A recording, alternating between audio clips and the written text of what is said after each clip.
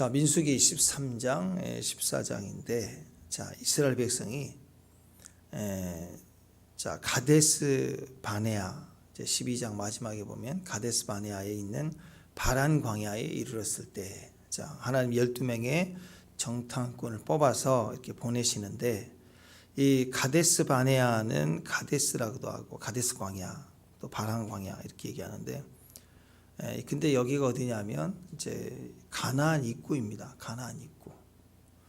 그러니까 여기까지 이제 출애굽을 하기 시작해서 여기까지 이제 2년 정도 이제 걸렸거든요. 성막 완성되고 제사장 세우고 이제 그 전에 했었죠. 기억나시나요? 이게 쭉 오고 거의 2년이 걸렸습니다. 그리고 현재 가나안 입구까지 온 거예요. 그러니까 이제 여기서 준비가 잘 됐으면 이제 어떤 일이 벌어졌을까요? 가나안에 지금 2년 만에 들어가는 상황입니다. 축복합니다. 아멘. 예. 자, 12명의 정탐꾼의 이야기의 핵심이 이게 이제 첫 테스트죠. 그리고 12명이 잘못했다. 뭐 그런 책임감도 있을 텐데 12명이 문제면 12명이 뭐 우리 잘 아시는 것처럼 여호수아 갈렙 빼고 10명만 제해버리면 뭐 다 들어가는 거 아니겠어요? 그죠? 예. 12명이 중에서 10명이 악담을 해도 2명의 말 듣고 다시 2명과 같은 생각을 가지고 불같이 믿음을 발휘했다면 들어가 2년 만에 입성하는 거예요. 근데 이 참 신기해요. 자기 아버지가 돌아가셔도 이렇게 울지는 않을 텐데 그 악평하는 말을 듣고는 온 이스라엘이 밤새도록 뭐 난리가 납니다. 그런 모습을 보면 안 됐구나. 여기까지가 믿음이었구나. 이렇게 분류가 되는 거죠. 여러분 중간중간 우리 삶 속에서 일어나는 여러 가지 사건들을 통해 우리 뭘 보실까요? 하나님이 내 마지막 때 믿음을 보시겠느냐 그러잖아요. 우리 신앙생활은 한마디로 믿는 거죠. 믿음이 더 보여지는 삶의 모습이 신앙생활인 거예요. 신앙생활에 믿음 빠져버리면 안 돼요. 믿음이 있어야 되는 것입니다. 근데 이 12 정탐꾼 중에 10명의 말에 이 불순종 악평하는 말을 듣고는 온 이스라엘 백성들이 밤새도록 통곡하며 또 자기들끼리 지휘관을 세우자 그리고 다시 애굽으로 돌아가자 난리를 칩니다. 돌아갈 수 있나요? 홍해를 덮어버렸는데 어떻게 가능해요? 뭐 배를 만들겠어요? 난리를 치는 거예요. 말도 안 되는. 여호수아와 갈렙에 나서서 진리를 선포했어요. 약속을 선포했어요. 근데 오히려 그들을 돌려쳐 죽이려고 합니다. 말세에는 진리를 말하면 죽이려고 해요. 그래서 난리가 나는 거예요. 난리가. 그 결과 이제 40년 광야 시작이 이제 드디어 이제 선포가 됩니다. 이후에 14장이죠. 14장 33절, 34절 보면 딱 나와요. 33절, 34절 보면 뒷장 가서 너희 자녀들이 너희 반역한 죄를 지고 너희 시체가 광야에서 소멸되기까지 40년을 광야에서 방황한 자가 되리라. 너희는 그 땅을 정탐한 날수인 40일의 하루를 1년으로 쳐서 그 40년간 너희 죄악을 담당할지니 너희가 그제서야 내가 싫어하면 어떻게 되는지를 알리라 하셨다 하라. 하나님 싫어하면 못 들어가요. 하나님 싫어하는 게 뭘까요? 불신하는 거, 믿지 않는 거, 뭘 하고 해내고 능력 보이고 그게 아니죠. 그게 아니라 진실한 거, 하나님의 말씀을 믿는 거, 그걸 요구하시는 거예요. 가장 기뻐하는 거. 히브리서에는 하나님을 믿는 거, 믿음 없이는 기쁘시게 못하나니 그렇잖아요. 믿음을 좋아하시 하나님은. 자, 그러니까 2년 만에 가나안 땅에 들어갈 수 있는 상황에서 그들의 이런 반역과 불순종의 모습들이 얼마나 주님을 아프게 하고 이것이 큰 죄가 됐는가. 이게 죄가 됐다는 거. 그래서 하나님을 거역했다. 그래서 38년 동안 여기서 더 머물러 있게 되고 한 발자국도 들어가지 못하도록 하셨다라는 것입니다. 자, 마귀는요 신앙인들을 어떻게 하려고 하느냐. 각 중요합니다. 자, 2년 마지막 가나안 입구까지 왔다는 것은 지금 현재 이 광야길의 마지막이 될 수도 있는 그리고 또 새로운 시작이 될 수 있는 곳이에요. 그게 정말 중요한 거예요. 저는 오늘이 어떤 여정인지 잘 모르지만 오늘이라는 시간이 저와 여러분의 뭔가의 마지막이 됐으면 좋겠어요. 아멘. 그리고 뭔가의 출발이 되는 거예요, 나한테. 근데 이게 연장 40년 그렇게 안 됐으면 좋겠어요. 가나안 입구까지 올 때 조심해야 됩니다. 가나안 입구라는 것은 새로운 시작이지만 동시에 이제 이 영역은 끝나는구나라가 돼야 되는 거예요. 근데 거기서 뭐가 필요하냐면 믿음이 필요한 거예요. 현실에 어떤 뒤집혀지는 성과가 필요한 게 아니라 어떤 능력이 있냐, 어떤 그 무기가 있냐, 그런 걸 따지는 게 아니에요. 그냥 그때 우리가 보여야 될 건 믿음이라는 거죠. 믿음.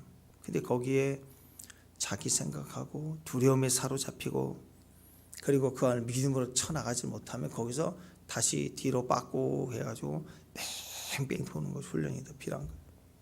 그리고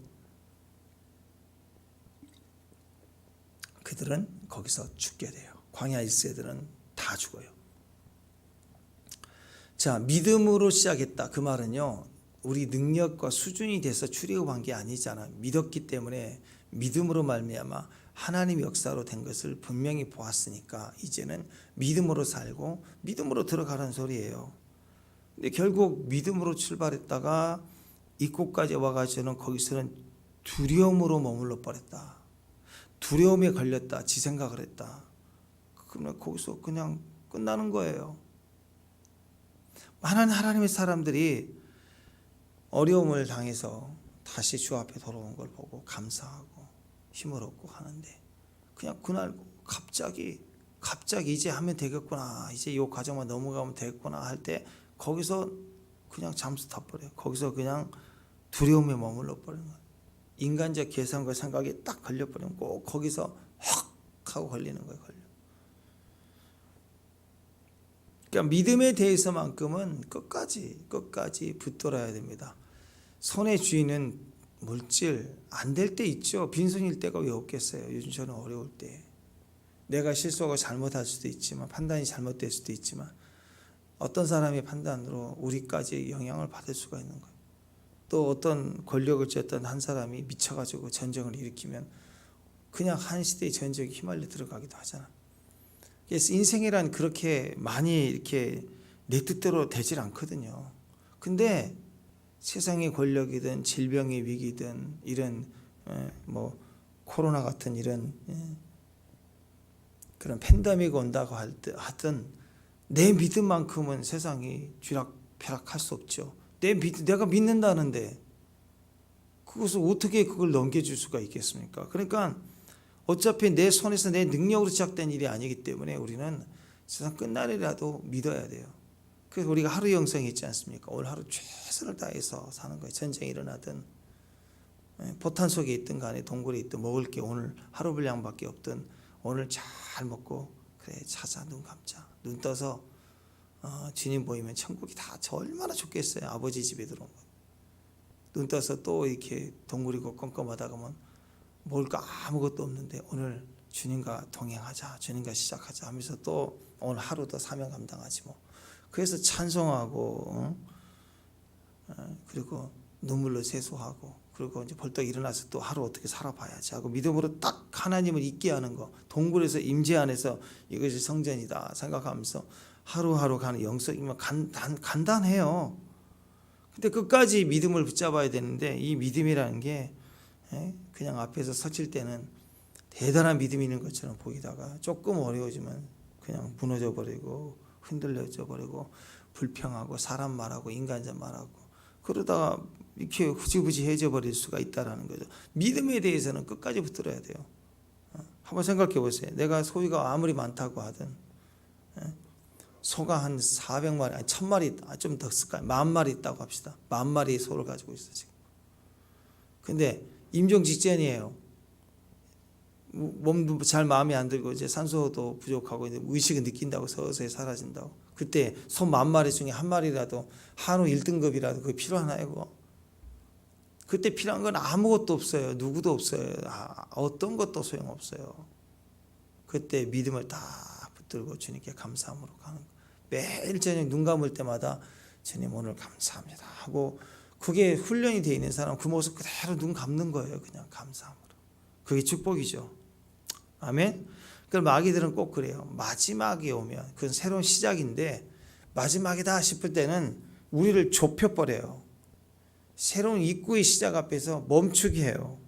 두려워하게, 믿음을 버리게 해요. 현실을 생각하게 만들어버려요. 거기서 망한다라는 거예요.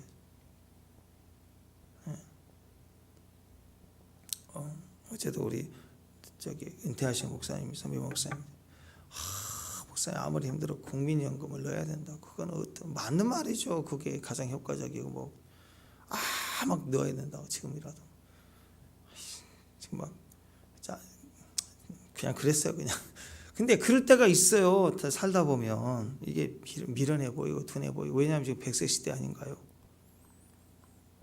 그러다 보니까 자꾸 흔들리고 이런 생각 저런 생각 하면은 쟤 어떻게 살지, 뭐 먹고 살지, 야 진짜 그때는 어떻게 살지, 별난 생각이 다 나오잖아요. 우리는 믿음이 충만해서 막 선교 갈 땐 죽을 듯이 막 믿음으로 아멘 하지만 또 이렇게 노후 대책 그러면 조용해지잖아요. 노후 대책 하세요? 뭐 잘하신 분도 있어요. 근데 세상 사람들에 비해서는 노후 대책 명함도 못 끊어요. 성도들은. 근데 막상 죽으면 사후 대책 하나도 안 돼 있잖아요. 우리는 사후 대책이 돼 있는 사람들의 사후 대책 믿음으로 살아가는 거예요. 하루. 욕심만 안 버리면 돼. 욕심만 안 버리면 된단 말이에요. 하나님께서는 이 12 정탐꾼을 보낼 때 한번 보세요. 그 끝까지 믿음을 잃지 않아야 되는데 그 믿음을 무너뜨리는 근본적인 이유들이 이렇게 나오잖아요. 그 내용들을 보니까 하나님께서 12 정탐꾼을 보내실 때 야 정복 가능성 좀 파악해 와라. 보고서 좀 올려라. 뭐 그게 아니었어요. 그냥 가서 상태만 알아보고 와. 그 땅이 어떤지 그냥 정탐만 해. 정탐. 뭘 하려고 하지 마. 람보 되려고 하지 말고 설치고 막 돌아다니면서 난리를 피우지 말고 그냥 쑥 한번 보고 오기만 해. 그거예요. 자, 17절, 18절. 자, 17절에 하나님 말씀을 듣고 모세가 가나안 땅을 정탐하러 보내는데 그때 산지로 올라가고 그 다음에 뭐라고 하니? 18절 읽습니다. 18절 시작. 그 땅이 어떠한지 정탐하라. 곧 그 거민이 강한지 약한지 적은지 많은지.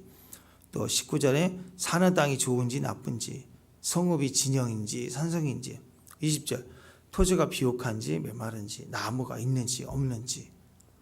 그거 좀 탐지하라는 거예요. 그냥 쭉 정탐만 하라는 거예요. 그리고 실과 하나 포도 딸 때쯤 되니까 그 실과를 한번 이렇게 가져와 봐라. 이제 그게 목적이에요. 그게.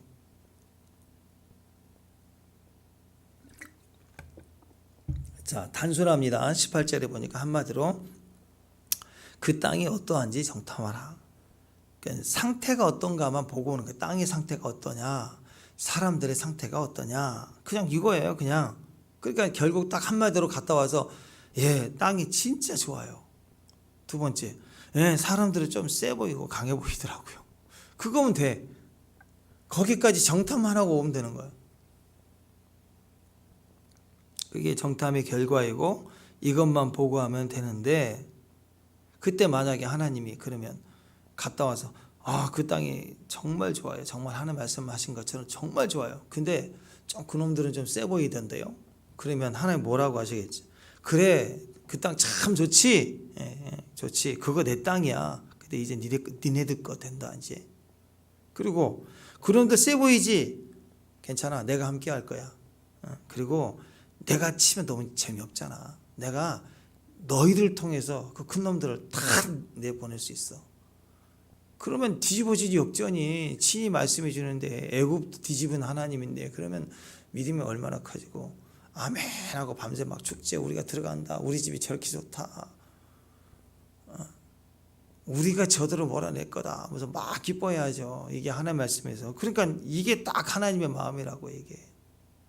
근데 거기다가 이 31절 내용을 보면은 지들 생각, 판단, 감정, 그 다음에 예상, 마음대로 예상을 해놓고 거기다 막 집어넣어가지고 말을 하기 시작하니까 그렇잖아요. 말이 다르고 오 다른데 거기다 감정 실어 말하면 괜히 기분 나쁘고 화가 나잖아요. 그잖아요.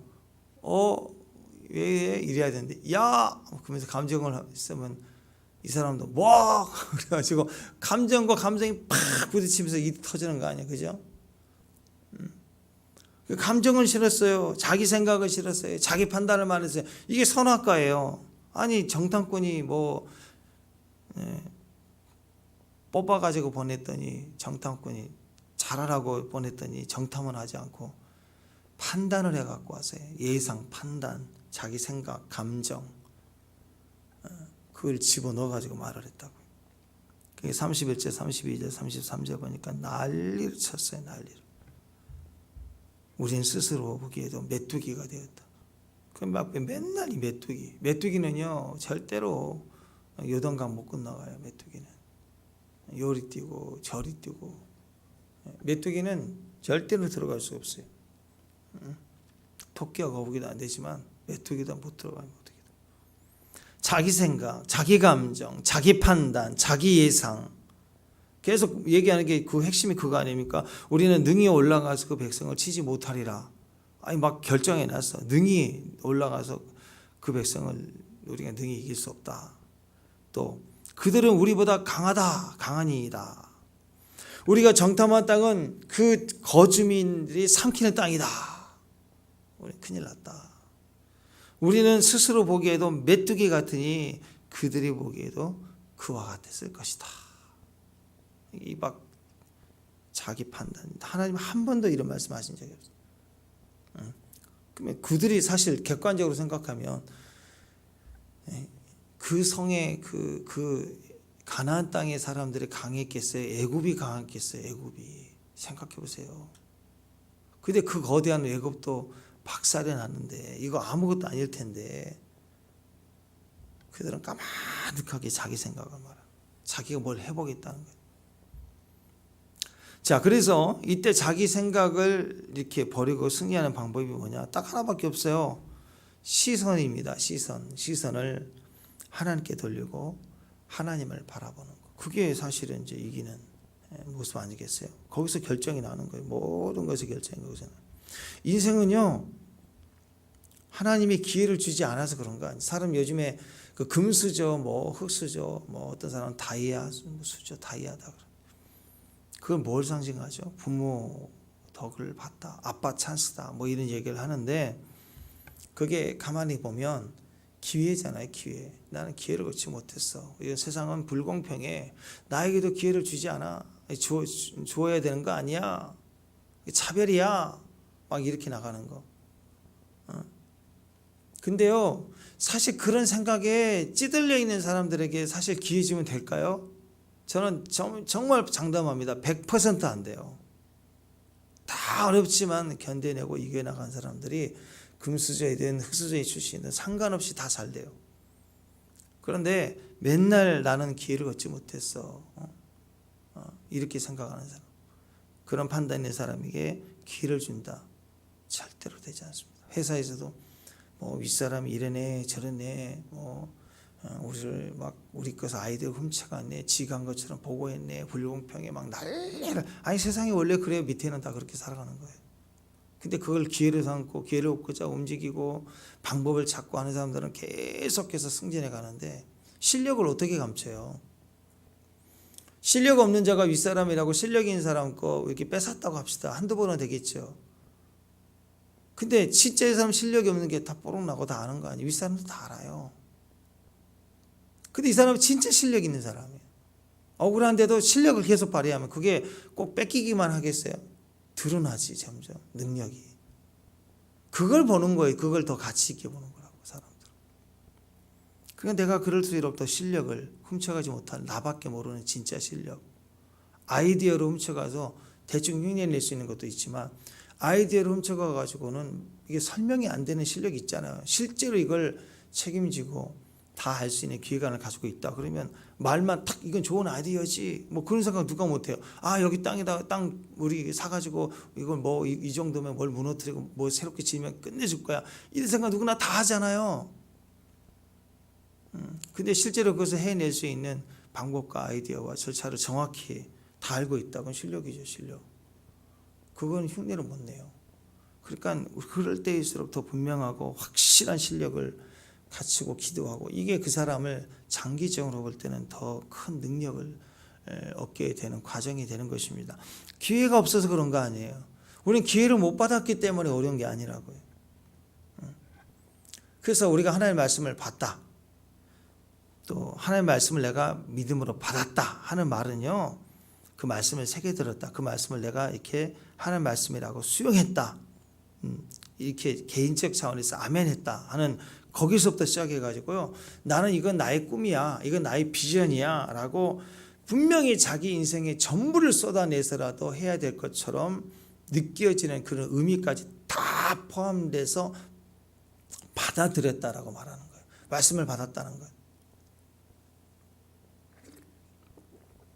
큐티할 때 또 말씀을 들을 때 아멘 그렇지 하고 깨닫는 것만 말하는 게 아니라고요.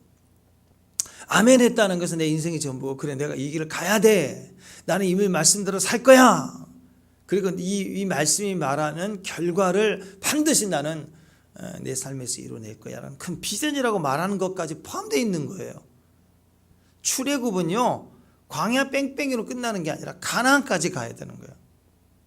광야에서 뺑뺑 돌면서 믿을까 말까 안 믿은 건 죽고 다 죽었잖아요. 1세대가 믿는 것만 갖고 있다 그게 아니라 믿어서 가나안까지 가라는 거죠. 그 말씀을 듣고 그 말씀대로 살아내는 것까지 말씀을 다 포함했다고 생각하는 겁니다. 그러니까 성경 말씀은 이제 더 이상 위로받았다. 그 말씀 힘을 얻었다. 참 좋은 지혜다. 이렇게 받기도 하지만요 그걸 끝나면 안 되는 거예요. 아니 집에서도 아이를 키울 때 유기농으로 먹이고 아이들에게 이렇게 좋은 이렇게 샐러드도 먹이고 또 아프면 약도 먹이고 이렇게 엄마가 이렇게 사랑으로 자꾸 이렇게 뭔가 먹이는 것은 뭐예요? 지금 현재만 건강하라 그거 아니잖아요. 미래를 심고 있는 거예요. 미래에 대한 얘기를 하고 있는 거고. 우리 어렸을 때 옛날에 맨날 무슨 보릿고기 시대가 뭐 옛날 그런 얘기. 요즘 누가 해요? 모르죠 보릿고기를. 요즘에는 이제 라떼죠. 커피를 너무 좋아하니까 라떼는 이런 누가 좋아하겠어요? 근데 부모 입장에서는 라떼는이 왜 나오겠어요? 그 가치와 기준을 지혜를 좀 어쨌든 깨달은 걸 나눠주고 싶어서 하는 거 아니에요. 라떼 하는 순간 꼰대라고 막 그러는데. 그러니까 지금은요 이렇게 당장 얻는 위로, 당장 얻는 지혜 그게 아닙니다. 그걸 벗어나야 돼요. 말씀을 듣고 말하고 경험하는 단계까지 가서 결국은 말씀이 현실되는 거예요. 말씀이 현실되기 위해서 성경이 필요하고 현재 그분이 살아계신 우리가 위인전 읽고 이번 통영에 가서 이순신 공원 거기 갔다 죽은 이순신 그 생가 뭐 이런 거 보고 그게 아니잖아요. 그게 거북선 보고 감탄하고 그게 근본적인 건 아니잖아요. 역사 인물은 죽었기 때문에 예수님은 죽으신 그 예수님의 행적을 우리가 교훈 얻고자 하는 게 아니라 우리 믿는 거예요. 왜? 그분은 살아계신 부활이시니까 지금도 살아계시는 거예요. 그분의 말씀을 믿으면 내 현재의 삶의 현실이 되는 거예요. 그것 위해서 우리가 지금 살아가고 있는 거라고요. 믿음이 반드시 현실되기 위한 거. 믿으면 말씀이 우리 삶의 현실이 된다. 경험이 된다. 그것 때문에 그것이 신앙생활이라고. 천지창조의 모든 역사도 창세기에서 보면 말씀하신 즉 곧 그대로 되었다. 빛이 있으라. 빛이 됐잖아요. 말씀 곧 현실이다. 정확하게 이 원리 아니에요. 그러니까 하나님의 말씀을 믿으면 100% 현실입니다. 현실. 아멘. 그래서 이것은 날마다 성경을 반복해서 또 보여주고 말하고 있는 내용 아니겠습니까? 우리 삶이 그렇게 되라는 거예요. 문제는 성경만이 아니라 내 삶이 그 원리가 그대로 이렇게 적용되는가 그게 중요합니다. 성경에는 항상 말했더니 불신한 자들의 그룹이 있었고 믿는 자들이 있었고 불신한 그룹의 극단적인 것은 대적하는, 말씀을 대적하려는 자들이었고, 또 말씀을 들었던 자들의 극단은 믿음으로 순교까지 각오하면서 지켜내는 자들이었고, 결국 그 역사를 계속 시대를 따라서 인물을 따라서 반복하지만 결국 그 얘기 아니에요. 그러면서 그것이 우리에게 도전하는 것은 이제 너의 삶에 이 말씀을 들려줄 텐데 이 말씀을 증명해내고 이 말씀을 휘장을 찢어서 이제는 누구든지 그래서 우리에게 말씀을 주셨는데 이제 이 말씀을 너도 대적하고 불신하고 대적하고 안 믿고 그렇게 갈 거냐, 이 말씀이 네 삶의 현실이 되게 할 거냐. 결국 믿음의 싸움을 우리에게 확인하고 계시는 겁니다. 어디에서? 가나안 목전에서 지금 이거 주고 있는 거예요. 지금 오늘이 가나안 들어가는 광야의 목전이에요. 가나안 목전에서 지금 이 오늘이 그렇게 우리가 뭔가를 끝내시고 뭔가를 시작하시는 하나님의 시간이라는 것입니다. 현실화되는 것. 우리에게 어떤 생각을 물어보는 게 아니에요. 정탐만 하래요. 말씀대로 말하는 것만 있으면 된다는 거예요.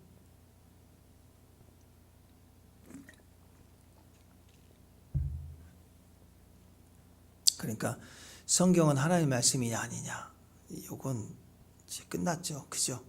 지금 계속 이단이 하는, 세상이 하는 얘기에 믿지 않는 자들이 얘기해. 이스라엘 역사서 아니냐고. 역사서를 믿다니 이 어리석은. 그 하나님 말씀이다. 하나님 말씀이 아니다. 이 싸움을 하지 마세요. 증명이 낼 거 아니에요. 그냥 믿는 거예요. 믿는 거. 아니다 난리치는 사람은 그냥 아니다라고 끝나는 거죠. 우리는 진리를 말하고 하나님의 말씀이다 살아계시다만 말하고 우리는 믿고 사는 거예요. 그냥 하나님의 말씀을 끝까지. 아멘.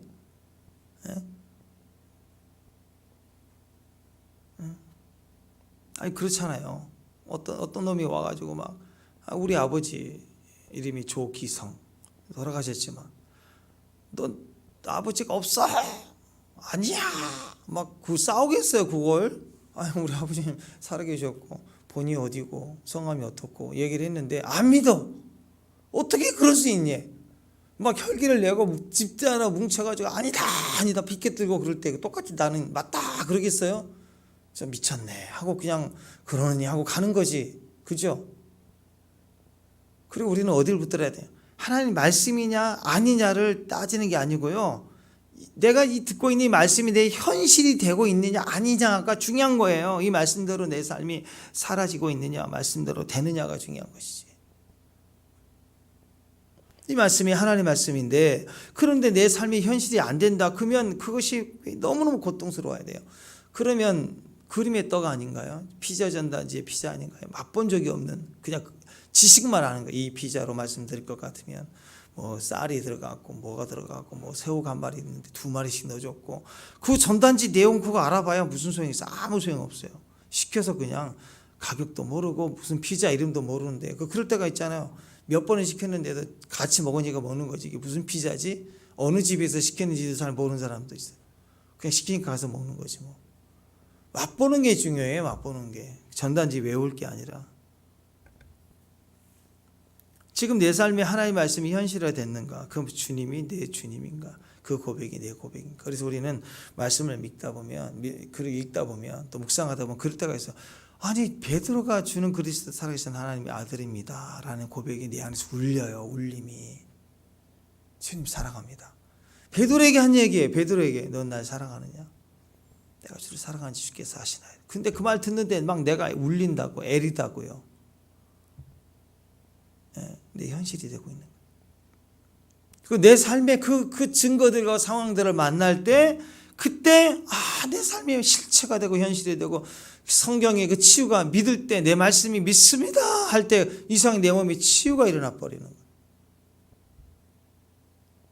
거예요. 성경의 기적이 그냥 내가 믿고 기도했는데 성경에 하나님의 성령의 역사가 그 사람에게도 있지만 그 주변을 뒤집는 역사가 있더라고요. 어느 날 나는 단지 믿고 주님을 감사할 뿐인데 그리고 현장에 갔더니 현장이 이미 정리가 다 돼버렸어. 지리들끼리 싸워서 나가고 깨지고 박살나고 다 무너져 있어. 이미 다 죽어 있어요. 전리품만 취하도록. 어느 날 뒤집어지는 일들이 현실이 막 되는 거예요. 가서 죽기만 하면 되는 거예요.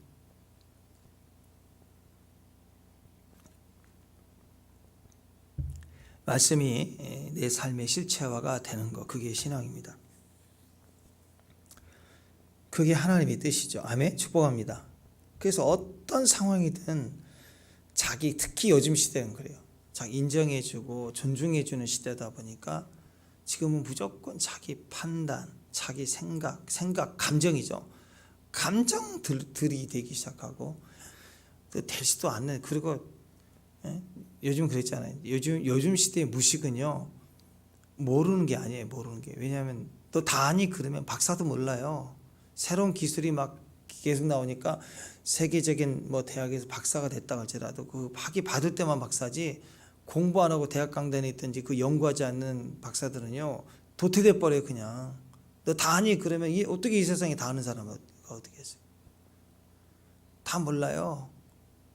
그러니까 아냐 모르냐의 문제가 아니라고요. 무식은 이제 무식하다 그러면 다 무식한 거예요. 우리는. 근데 무식한 자는 뭐냐면 모르는 게 아니라 딱 하나만 아는 거. 그게 제일 무식해요. 차라리 나 몰라 그러면 박사학위 안 받은 사람들 인터넷 검사하면 그냥 뚝 나와요. 요즘 시대는 그냥 그 즉시 검색하면 나온다고요. 그러니까 모르는 건 큰 문제가 아니고 무식한 게 아니고 확인해보고 너 그것도 모르니 얘기할 때, 그리고 나는 이거 모르나 보다 한데 그 사람이 아는 걸 얘기할 때 검색하면 지금 얘기한 사람보다 그 기억에는 한계가 있잖아요. 나는 잠깐 검색하면 이 사람보다 더 많이 알 수 있어. 1분 뒤에는. 그런 시대에 지금 모르는 거 문제 아니야. 근데 문제는 그 지식을 알려주는데 옛날 10년 전에 들었던 하나, 토마토가 과일이다, 그거 하나. 근데 바뀌었어. 토마토는 과일이 아니래, 채소래. 그럼 여론이 그렇게 간다. 그러면 바뀌었잖아요. 바뀌어야 되는데 그 하나만 죽을 때까지 과일이, 그까지. 그렇게 살게 해서 과일이 못하고 채소 못해요. 채소처럼 먹고 싶을 때는 채소처럼 먹는 거고, 과일로 먹고 싶을 때는 과일처럼 썰어서 먹으면 되는 거고, 유익이 되면 되는 거죠. 먹는 게 중요한 것이지. 그것 때문에 싸우고 감정 싫고, 거기다가 인간의 감정과 자기 생각만 들어가면 싸움이 돼요. 아니 왜 쓸데없이 그 좋은 토마토 하나 가지고 싸우고 난리냐고. 싸울 일이 아니죠. 네, 같이 먹자. 너무 맛있다. 국이 중요한 거 아니겠습니까? 지금도 마찬가지입니다. 딱 하나만 알고 사는 사람들. 저런 나쁜 놈, 그러면 끝까지 나쁜 놈이라고 사는 거예요. 이게 너무나도 바보예요. 책 한 권만 읽는 거. 심지어 성경일지라도요, 성경 하나만 읽는 거. 그 이단의 특징이 이단. 다른 그 메시지를 어떻게 보고 읽고 쭉 가는. 우리는 본문 말씀을 보더라도 볼 때마다 다른 각도에서 보면 은혜가 다 되는데 똑같은 메시지가 돼요. 근데 정해진 걸로만, 그것도 그 본문 앞뒤로 주의 말씀을 묵상하는 게 아니고 뭐 단어 하나 가지고 짜집게, 이 단어, 야고보에서 난 단어, 예수님 말씀하신 단어, 구약의 어떤 단어만 연결해서 딱 하나의 결론 내려놓는 거. 그거만 무한 반복하는 거. 이게 종교죠, 종교. 이단의 약점이 그래서 다른 진리 전체적인 이야기를 몇 구절 찾아보고 한번 앞뒤를 읽어봐라 그러면 충격을 받습니다. 거기서부터 무너지는 거예요. 한 번도 본 적이 없어요. 하루에 3시간, 4시간씩 성경 공부하는데 그 공부하는 내용이 맨날 정해진 것만 교리 암송하다 달달달달 하는 거예요. 그건 성경도 아니고 무식한 거예요. 다른 걸 절대 인정하지 않으려고. 그게 얼마나 바보가 되는지 몰라요. 우리 신앙생활은요, 신앙생활의 가장 좋은 모습을 하나님이 소개해 준 모습이 결혼생활이에요. 인간은 누구든지 사랑하는 남편과 아내의 결혼생활의 모습을 보여주면서 하나님과 우리 관계가 그와 같다는 것을, 결혼생활의 완성, 가장 좋은 결혼생활의 관계, 그 관계를 하나님과 우리 관계로 설명하고 계시는 거예요. 부모 자식 간에 좋은, 자식이 원수다 그러는데 그런 관계는 마귀적인 거죠. 잘못된 관계죠. 그러나 부모 자식의 정말 귀한 사랑의 관계 있죠. 그죠? 형제 간에, 또 친구 간에 너무 좋은 우정의 관계. 이 모든 관계를 통해서 하나님과 우리 관계를 하나님 설명해 주고 있는 거예요. 예수님과 우리 관계를 가장 정확하게 설명해 주는 게 결혼 관계. 그리고 결혼 관계의 완성된 모습이 신앙 관계입니다. 한번 생각해 보세요. 어떤 형제가 자매를 만나서 너무 사랑해서 결혼했는데 의처증이 있었어. 이건 병입니다. 이것은 좀 심하다. 좀 심하지. 사랑이 과했네가 아니라 이건 병이에요. 병.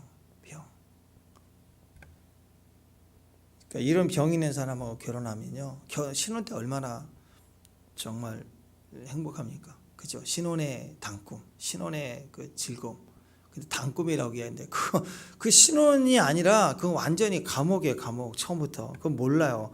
그러니까 결혼 전에 그거 확인해야 돼요. 분명히 이 사람의 집착 굉장히 무섭습니다.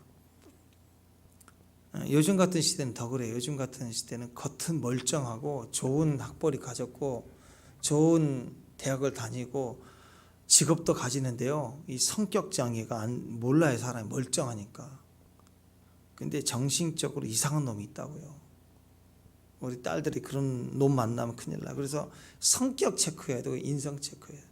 요즘 그 경쟁 시대, 요즘 미래 전략가들이 토론하는 걸 제가 보면서 야, 진짜 정말 재밌다 하고 생각했던 게 그게 지금 세상적인 최첨단의 과학자들이 미래 이 챗 GPT, 이 AI 시대가 와가지고요, 완전히 패러다임이 전세계 패러다임이 바뀌면서 걱정하는데 이제 모든 것이 로봇이 해가고 정보도 공부할 필요가 없어요. 지금 말만 하면 다 되는 시대니까 이제 다 정보를 알려주고 정확해지고 뉴스 보고 나 그 사실 들었어. 이건 이런 거야. 얘기하지 그 뉴스까지 안 가요. 본인이 기계 하나 달고 다니면서 이제 안경에다 머리에 두고 다니면서 생각만 하면 다 말해주고 대답해주는 그런 장치가 이제 몸에 들어가기 시작하니까 앞으로 미래적으로 알고 모르는 시대는 끝났어요 이제.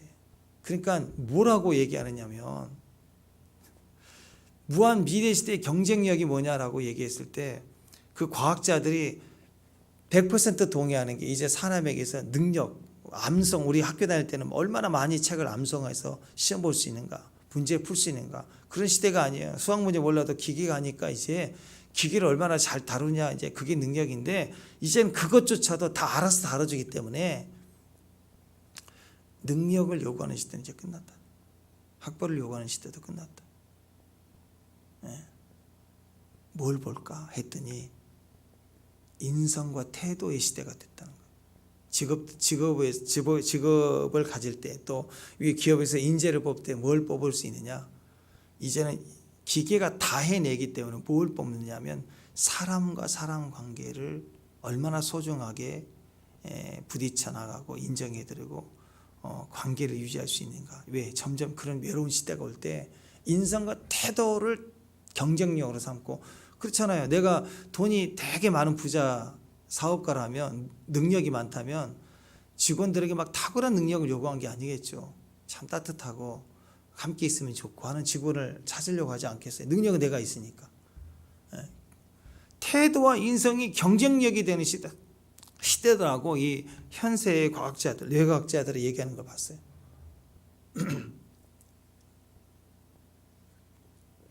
그러니까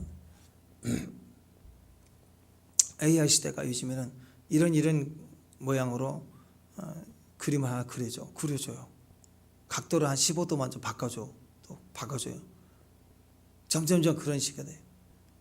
그러나 사람이 그림을 그리고 싶어하는 욕구가 있고 즐거움이 있으니까 그 가르치는 그런 티칭하는 학원들이 있을 거다. 있겠죠. 근데 그렇게 하는 사람이 100% 모든 사람이 그림을 그리는 걸 좋아해서 레슨을 받겠냐고요. 어떤 사람 음악도 하고. 소수의 소수. 대부분 그림을 보고 작품을 보고 즐기기 위한 것이 다 대부분 아닐 거예요.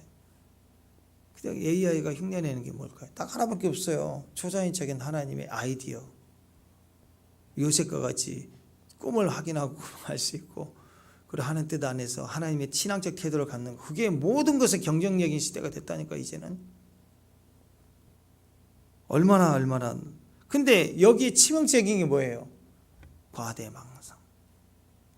오델로 증후군이라죠. 부정망상. 아닌데 맞다고 하게 되는 거. 요즘 아이들이 그래요. 요만한 어렸을 때 틀려도 아빠가 뭐라고 그러면 네 하고 속상해하고 이렇게 말하는데, 어린애가 3살 4살 말 배울 때부터 또박또박 말대꾸하고 아빠 틀렸어. 아빠 저리 가. 그러고 그건 얘가 똑똑한 게 아니고 집안 망하고 있는 거예요. 관계에서 이미 실패된 아이로 자라고 있잖아요. 지금 이 시대가 이렇게 되는 거예요. 인성이 바닥으로 가고 있어요. 이게 심해지면 오델로 증후군이죠. 의부증, 의처증으로 가는 거. 섹스피어의 비극 아닙니까? 오델로 장군이 그 이하고의 거짓말을 딱 믿어 어느 날. 그래서 그 아내하고 그 신복 카시오하고 부적절한 관계를 가졌다 이렇게 의심하게 만드니까 막 괴로워하다가 결국은 그 복수심에 그 신복을, 자기 제일 충성스러운 신복을 죽이고 자기 아내까지 죽이고 끝나잖아요. 이게 의처증의 그 학명이 나오는 거 아니에요. 오델로 증후군이라. 부정망상 아니라고 그래도 끝까지 맞대.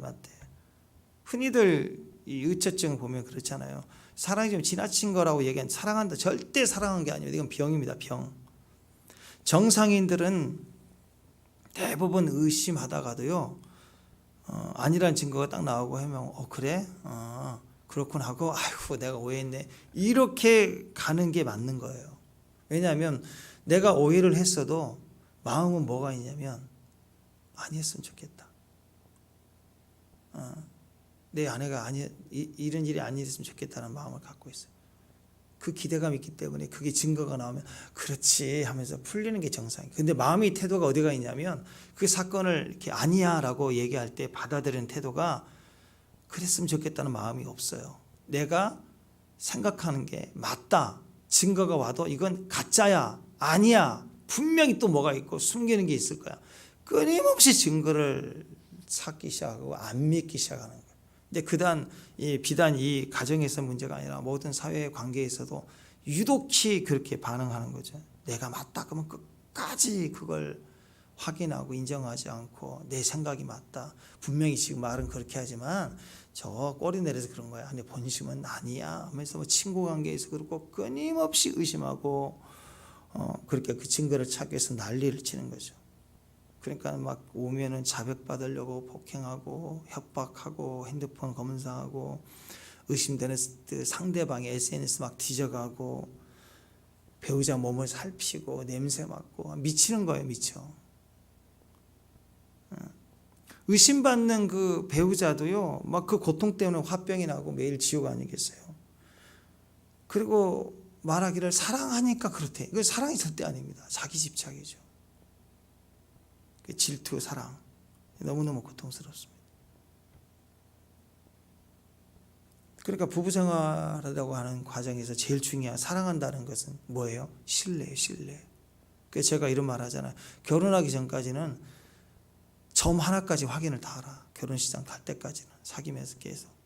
결혼 전날이라도 파탄내야 돼. 그래서 진실을 말해도 거짓말처럼 확인하고 따져보고. 그럼 결혼하고 나서는 거짓말을 해도 믿어줘야 돼요. 다른 사람 다 안 믿어줘도. 그렇게 안고 가야 돼. 근데 요즘 그렇지가 않죠. 그러니까 부부가 된다고 제일 중요한 게 바로 거기에서 사랑이잖아요. 신뢰.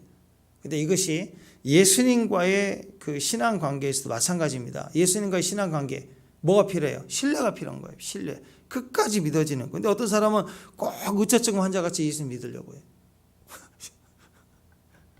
신앙생활 한 거 보니까 의처증 환자예요. 너무 힘들고 너무 어려워. 의인은 고난이 막 진짜 너무 고통스러워. 그러니까 주님도 때로는 울기도 하셨네. 날 구원하신 주. 믿음으로 떠나가고 믿음은 떠나고 이렇게 가야 되는데 잘 하다가 뭔가 삐딱서면 이거 아니지 이러면서 그냥 뭔가 딱 안 되는 순간 그냥 의처증 환자가 되는 거예요. 그냥 하나님 아니시죠 이건. 그래서 막 등 돌리고 교회 떠나고 막 잠수 타고 술 먹고 뿌리를 내리지 못해. 자기 생각과 다르면 뒤집어지는 거예요. 지금 여기 와가지고 10명의 정탐꾼의 말 듣고 막 뒤집어지잖아. 난리를 치는 거예요. 이게 완전히 보니까 다 우체증 환자들이 진짜 하나님을 막 의심하는 게. 아니 진리를 말해주고 약속의 사람들이 얘기하고 모세가 있고 여호수아 갈렙에서 실제로 정탐한 사람들이 100%가 아니잖아요. 진리를 말하고 있어. 그래 맞아 하고 거기 서야 되는데 또 다른 증거를 찾겠다고 난리를 피우고 아니다로 우리가 세워서 돌아가자라고 얘기하고 미치는 거예요. 세상 바라보고 뿌리 내리지 못하고 난리를 치고 잠수 타고 술 퍼먹고 그러다 안 되면 어느 날 목사님 하면서 상담이 필요하다고. 그 상담 해봤더니 해줘봐야 똑같아요. 상담할 필요도 없어요. 가서 그냥 아예 바닥으로 툭 떨어져야 돼. 그리고 그냥 대가리를 받고 아주 그냥 광야에서 초토화돼야 그게 지름길이에요. 박살이 좀 나야 돼. 거의 죽었다 살아나서 안 되는구나. 그럴 때까지 가야 돼요. 그래 살리지. 안 들리거든요. 목소리도 목사님인데 가서 막 이렇게 해주셔야 돼. 해줘봐야 안 돼. 제가 믿음이 없어서 그런지 모르지만 안 돼요. 왜? 똑같으니까. 자기 생각 살아있으니까. 그리고 자기가 아닙니다. 주님 저 같은 죄인 살리신 주님 믿습니다. 주님 도와주세요 할 때 도움이 필요하지. 왜 하나님은 이럴 수 있냐고 막 튕겨 나가가지고 뭐 난리를 치고 있는데 그거 안 돼요. 제가 그랬잖아요. 의처증 환자는 집착이 아니라 환자예요. 환자 안 돌아온다고. 아니 코비드 시대에 환자 걸리면 가족 사랑해도 문에 집어넣고 단속하고 그랬잖아요. 못 나오게. 그 기간 동안 치유대와 같이 동행하고 쓰는 거죠. 인생사가 그래요. 보면 너무 고통스러운 거예요. 그걸 볼 때. 세상의 어떤 거 그게 문제가 아니라니까요. 자기가 무능한 그 문제가 아니에요. 문제는 하나만 자기 감정 생각 하나만 가지고 하나님도 판단하고 사람도 판단하고 그거 망하고 무너져가는 거. 왜 그걸 못 내려놓지? 예수님도 안 되죠. 유다가 뭐 예수님 사랑이 없어서 무너졌나요? 여러 번의 기회를 줘도 인격은 그렇게 되지 않잖아요. 힘으로 유다를 가둬놓고 절대로 못 팔지어야 된다고 그걸 묶어놓는다고 그럼 유다가 구원이 돼요? 분하다. 나를 힘으로 묶어놓다니. 그래. 그럴 거 아니에요. 또 죽어도 해결가 안 된다고. 은혜와 사랑이 아니고. 그래서 하나님 앞에 은혜라고 하는 것은 자기를 내려놓을 수 있을 때 은혜가 되는 거 아니겠습니까? 축복합니다. 그러니까 신앙이 뭐예요? 신앙은요, 하나님의 말씀이 있을 때, 다 정리합니다. 하나님의 말씀이 있을 때, 하나님의 말씀이 딱 떨어졌어요. 정탐하거라. 그 전에 그 적과 꼬리는 땅으로 인도하리라. 자, 하나님의 말씀이 먼저였습니다. 아멘. 자, 하나님의 말씀이 있는데 여기다가 지 생각, 지 판단, 내 느낌, 내 감정 싫으면 바보예요. 근데 하나님의 말씀이 있는데 거기다가 말씀에다 내 행동을 집어넣어야 돼. 그걸 순종이라고 그래요. 말씀만 듣고 있지 말고 말씀에다가 내 행동을 집어넣어야 그게 순종이 되고 믿음의 역사가 돼요. 그런데 행동이 아니라 그 말씀에다가 내 생각을 집어넣고 행동도 안 해. 바보짓 하는 거예요. 바보짓. 말씀은 그냥 읽으면 되는 게 아니라 말씀을 믿음으로 받았다고 하면 행동 집어넣어야 됩니다. 그래야 온전케 되는 거예요. 야고보서 2장에서도 누구든지 그냥 평안히 가라, 배부르게 하라. 배고픈 사람이 너 왜 슬프니 평안하게 해라. 왜 배고프니 먹을 거 먹어. 그건 아무것도 아닌 무슨 유익이 있냐 그랬잖아요. 행함이 없는 믿음 죽은 믿음이라 그래서 먹을 거 줘야죠. 그것처럼 행해야 믿음이래요. 말만 행하는 게 아니라 생각만 할 게 아니라. 그러니까 자꾸 하나님의 말씀을 읽으면서 생각을 집어넣지 말고 행동까지 가져야 돼요. 행동을 자기 행동을 집어넣어라. 그 믿음입니다. 그 믿음의 종들 되시길 바랍니다. 기도하겠습니다.